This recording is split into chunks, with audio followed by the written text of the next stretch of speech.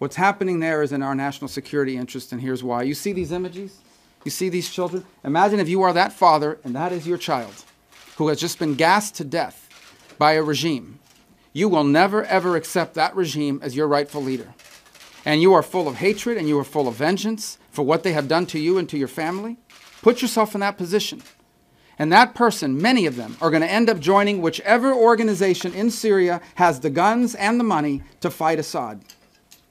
That's what they're going to end up joining up with. And tragically, the groups on the ground, oftentimes in Syria with the most guns and the most money to fight Assad, are increasingly radical jihadist groups. There are many members of these radical jihadist groups that, quite frankly, aren't even jihadists, or at least weren't. But they joined because they're the only people they know that are fighting Assad, and they want to get him. They want to get him back for what he did to their child, what he did to their family. That's why Assad must go. As long as Bashar al-Assad is in Syria, there will be radical elements in Syria, not just fighting to get rid of him, but fighting ultimately to spread that ideology to other places. That's why it's in our national security interest.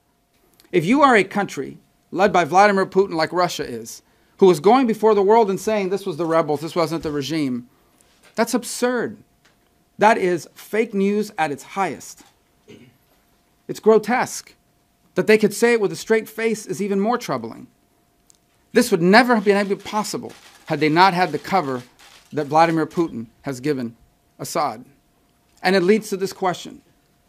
Anyone who supports Bashar al-Assad in doing these sorts of things and tries to cover for him on the international stage and actually votes at international organisms to protect him from sanction, they are at a minimum accomplices in war crimes, which is why I reiterate my belief that Vladimir Putin is a war criminal who is assisting another war criminal in killing his own people and gassing innocents.